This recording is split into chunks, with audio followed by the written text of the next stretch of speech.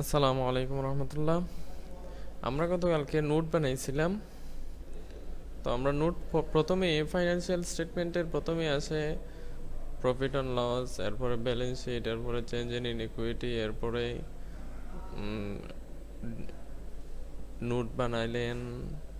কিন্তু আমরা কিন্তু আমরা প্রথমে নোট আনছি, এটার কারণ হলো এই নোটের মাধ্যমে আমরা profit and loss statement and balance sheet create করব।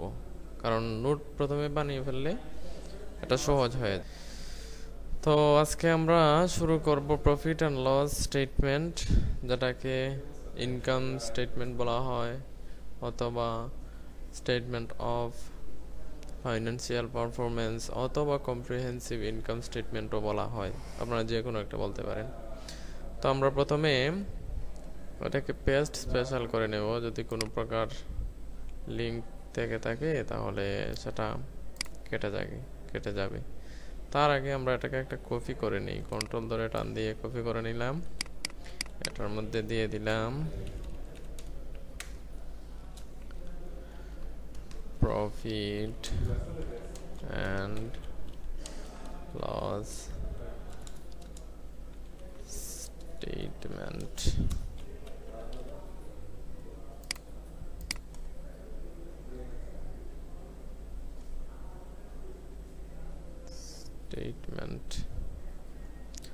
ওকে, এর মধ্যে একটা পেস্ট স্পেশাল করে দিব।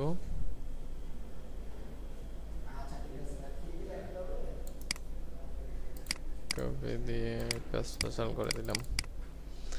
ওকে, আমরা জানি প্রফিট অ্যান্ড লসে শুধু থাকে সেলস অর্থাৎ রেভিনিউ এবং এক্সপেন্স। তো রেভিনিউ বলতে তো আমাদের সেলস, আর এক্সপেন্স বলতে পারচেস আর অ্যাডমিনিস্ট্রেটিভ এক্সপেন্স, অপারেটিং এক্সপেন্সগুলো, এই দুইটা পার্ট থাকবে। তো আমরা বাকিগুলা কেটে ফেলবো।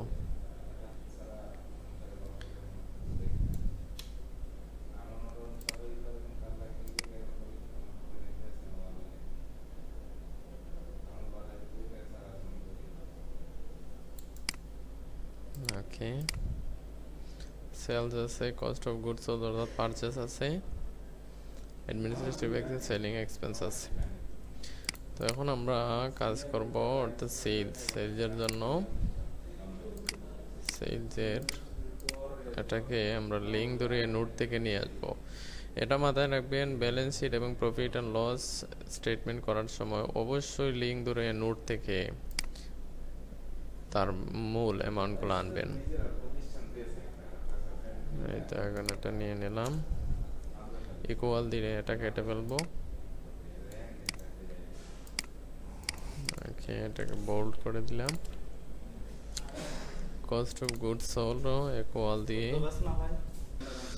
তো ইকুয়াল দিয়ে নোট থেকে কস্ট অফ গুডস সোল্ড এটা নিয়ে নিলাম, এটাকে কেটে দিলাম, এটাকে বোল্ড করে দিলাম। এখন কি করব আমরা, 1 মিনিট, এটাকে সেলস থেকে পারচেজ মাইনাস করব, মাইনাস এটা আমার গ্রোস প্রফিট, গ্রোস প্রফিট। ওকে, এটাকেও একটা আন্ডারলাইন দিয়ে এটাকে ডাবল লাইন করে দিতে পারেন, অথবা এটাকে আউটসাইড বর্ডার দিয়ে দিলেন। এখানে দিলেন একটা ব্যবসার জন্য তো অবশ্যই বিভিন্ন খরচা দিয়ে হয়, তো এটাকে দিলেন operating expense, operating expense, operating expense, operating expense. Administrative এক্সপেন্সটা আমরা লিঙ্ক ধরিয়ে নিয়ে আসবো এই যে। আর অবশ্যই এই যে নোটগুলা কিন্তু এই যে নোটের যে নাম্বারগুলো এখানে পেয়ে যাবেন। আমরা কোথায় দেবো প্রফিট অ্যান্ড লসের, কোথায় এই নোটগুলোর নাম্বার দেবো এটা একটু পরে দেখাচ্ছি। আচ্ছা, এটা বোল্ড করে দিলাম। বিবরণগুলো কেটে দিলাম। এখান থেকে নেওয়া যাবে না, এখান থেকে নিলে যদি কাটা হয় তাহলে এই ভ্যালু কিন্তু দেখাবে না। ওকে, সেলিং এন্ড ডিস্ট্রিবিউটিং আছে 15 নম্বর। ওকে ওকে, এটাকে বোল্ড করে দিলাম, বিস্তারিতগুলো কেটে দিলাম। ওকে, অপারেটিং আমার এক্সপেন্স এইগুলা, এখন আমি অপারেটিং এক্সপেন্সগুলো প্লাস করে দিব। এটা আমাদের অপারেটিং এক্সপেন্স, অপারেটিং এক্সপেন্স। এখন এটার নিচে একটা আন্ডারলাইন দিয়ে দিলাম। এখন আমরা কি বের করব? ওকে, তো আমরা অপারেটিং এক্সপেন্স থেকে আমরা গ্রোস প্রফিট থেকে অপারেটিং এক্সপেন্স মাইনাস করব। মাইনাস করে বের করলাম আমরা, আমাদের হয়েছে নেট ইনকাম। এখন যদি আপনার কোম্পানিতে থাকে ট্যাক্স, যদি ট্যাক্স আসে তাহলে ট্যাক্স ধরেন যে কোনো পর্যায়ে আসলো 10% হোক বা 5% হোক, তাহলে ট্যাক্স বাদ দিয়ে দিবেন। যেহেতু আমাদের এখানে ট্যাক্স বলা হয় নাই, সেহেতু আমরা দেব 0। 0 দেওয়ার পর এখানে এটা বোল্ড করে একটা আন্ডারলাইন দিয়ে দিলাম। একটা আন্ডারলাইন দেওয়ার পর এটা থেকে এটা মাইনাস করে দিলাম। ওকে, এখানে দিয়ে দিলাম,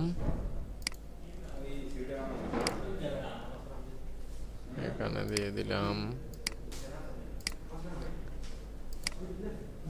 ডাবল আন্ডারলাইন। ওকে, এখানে দিলাম, এখানে দিলাম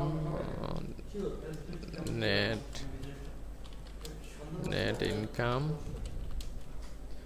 আফটার, যদি ট্যাক্স থাকে আফটার ট্যাক্স, শুধু নেট ইনকাম দিলেও দিতে পারেন। তো এই হলো প্রফিট অ্যান্ড লস। এর মধ্যে আর একটা কাজ করবেন, এখানে দিয়ে এই নোটগুলা এই এখানে মধ্যখানে নিয়ে আসবেন।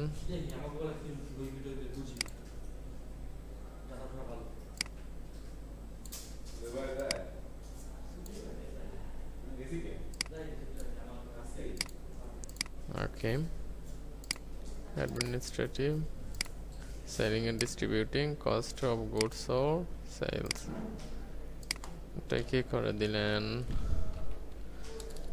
statement of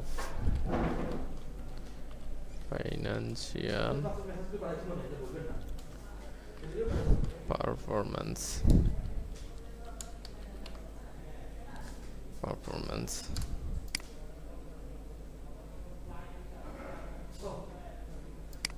অথবা comprehensive expense, comprehensive income statement দিতে পারেন, প্রফিট অ্যান্ড লস স্টেটমেন্ট দিতে পারেন, যে কোনো একটা।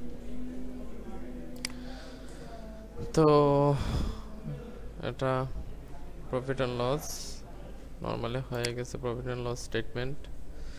চলুন তাহলে আজকে ব্যালেন্স শিটটাও দেখে নেই। নোট থেকে আবার কপি করব, এটাকে দিয়ে দেব ব্যালেন্স শিট।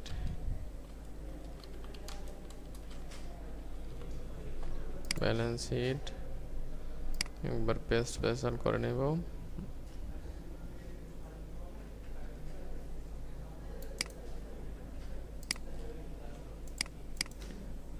স্পেশাল করে নিলাম। ব্যালেন্স শিটে যেহেতু আমাদের সেলস এবং পারচেজগুলো থাকবে না, এক্সপেন্সগুলো থাকবে না, সেহেতু এগুলো কেটে দিলাম। তো আমাদের ব্যালেন্স শিটে নর্মালি থাকে লায়াবিলিটি, অ্যাসেট অ্যান্ড ধরেন এবং ক্যাপিটাল। তো আমরা ক্যাপিটাল থাকবে, সেলস এন্ড পারচেজ গুলো, অর্থাৎ প্রফিট এন্ড লসে যেগুলো আছে এগুলো আমরা ব্যালেন্স শিটে দেখাবো না, শুধু ব্যালেন্স শিটের নেট প্রফিট গুলা শেষে দেখিয়ে দিব।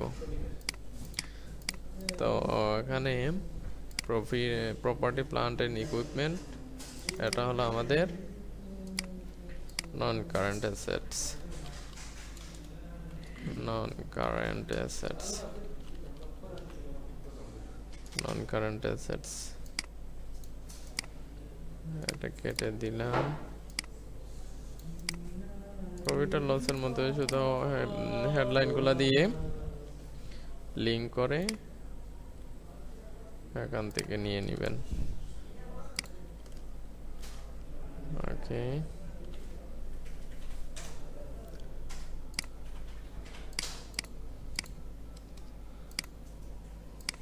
ইনভেস্টিং ইনটেনজিবল অ্যাসেটস, এটাও যেহেতু নন কারেন্ট অ্যাসেটস, এটা নন কারেন্টের মধ্যে থাকবে। ইনভেস্টমেন্ট যেহেতু কারেন্ট অ্যাসেটস, সেহেতু এটাকে কারেন্ট অ্যাসেটস এর মধ্যে রেখে দিলাম, এটাকে কেটে দিলাম। ইনভেস্টমেন্ট নোট থেকে লিঙ্ক ধরিয়ে নিয়ে নিলাম, বোল্ড একটু পরে করি। আমাদের ক্যাশ যেহেতু কারেন্ট অ্যাসেটস, সেহেতু কারেন্ট অ্যাসেটস এর মধ্যে দিয়ে দিলাম, বোল্ড করে দিলাম। বোল্ড ছাড়াও করতে পারেন। ট্রেড রিসিভেবল যেহেতু আমাদের কারেন্ট অ্যাসেট, সম্পদ আমাকে টাকা দিবে, সেহেতু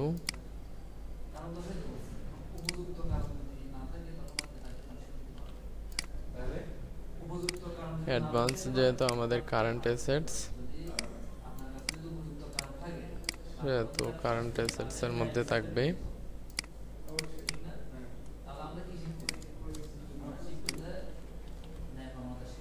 লোন যেহেতু আমাদের দায়, সেহেতু এটা নিচে রেখে ক্যাপিটালটাকে উপরে নিয়ে নিব। এটা নিয়ম হলো, ধরেন নন কারেন্ট অ্যাসেট যেহেতু প্রথমে দেওয়া হয়েছে, তাহলে ক্যাপিটালটা আমরা ইকুইটি অথবা ক্যাপিটালটা আমরা উপরে দেব। এরপরে দেব ক্যাপিটালের সাথে যেহেতু রিটেইন আর্নিংস যোগ হয়, অর্থাৎ যে আয় হয়েছে আমার এগুলো যোগ হয়, সেহেতু ক্যাপিটালের সাথে যোগ করে দেব। ইকুইটি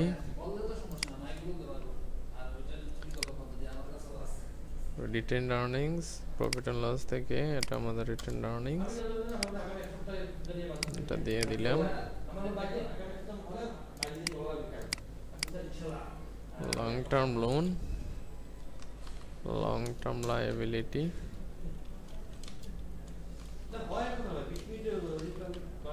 লায়াবিলিটি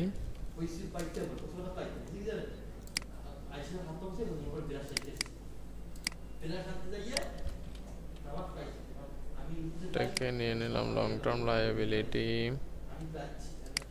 এই যে নিয়ে নিলাম। শর্ট টার্ম লায়াবিলিটি,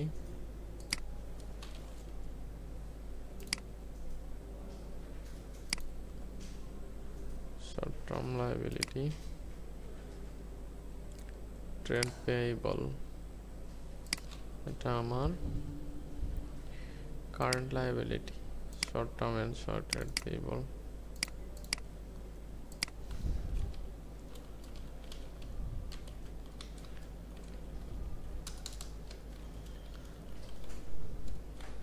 Ability,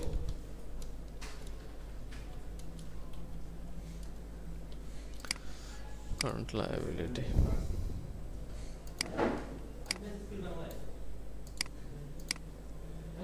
এই ট্রেড পেবল আমার টাকা দিতে হবে, সেটা আমার জন্য আমার দায়, লায়াবিলিটি।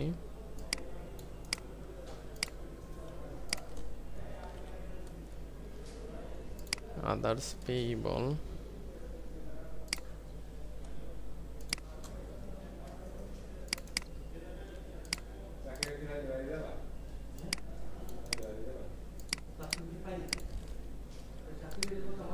ওকে,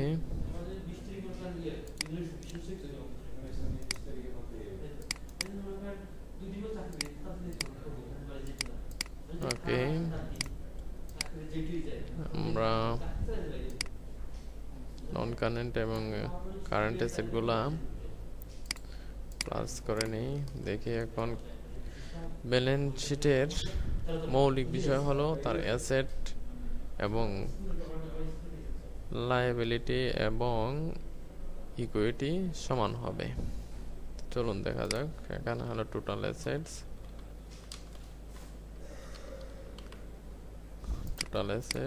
এখানে দিয়ে দিলাম একটা আউটার বর্ডার, এখানে দিয়ে দিলাম ডাবল লাইন। এটা যেহেতু একটু দূরে এসে হিসাবে প্রথমে এটাকে যোগ করে নিলাম, এরপর এটাকে যোগ করে দিলাম। চলুন দেখা যাক হয় কি না। এটা প্লাস,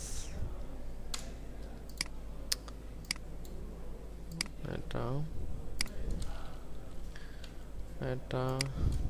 প্লাস, এটা হয়েছে, হয় নাই। তাহলে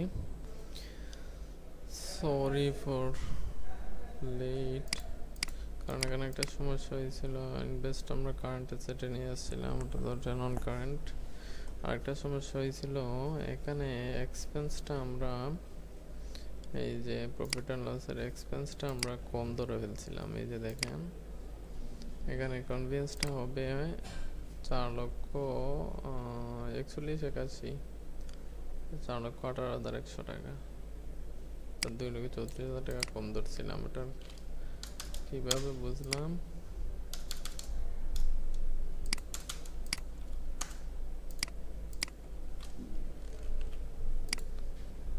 বুঝলাম, দেখেন আমরা যদি তার মূল ফাইলে যাই, অর্থাৎ এটার যে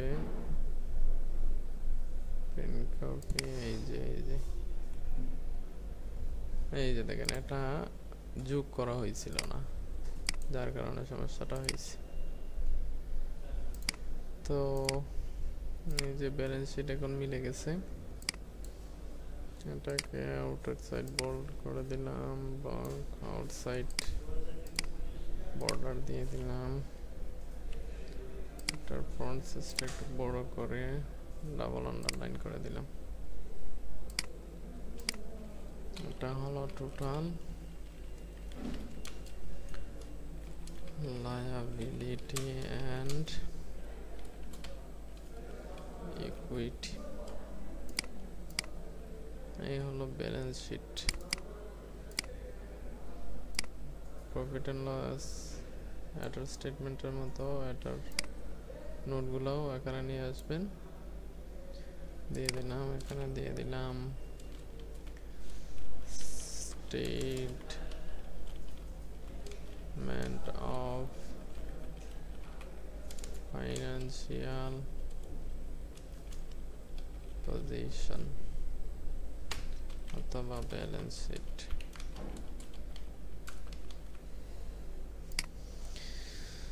তো আজকের ভিডিও ছিল এ পর্যন্তই। সবাই ভালো থাকুন, ইনশাআল্লাহ আগামীতে changes in equity and cash flow, capital details, depreciation, যদিও ডিপ্রিসিয়েশন ফাইন্যান্সিয়াল স্টেটমেন্টের মধ্যে পড়ে না, তারপরেও করবো কারণ রুটের মধ্যে এর এন্ট্রি হবে। এর মধ্যে কীভাবে এন্ট্রি দিতে হয় সেটা দেখাবো ইনশাআল্লাহ। তো সবাই ভালো থাকুন, আসসালামু আলাইকুম।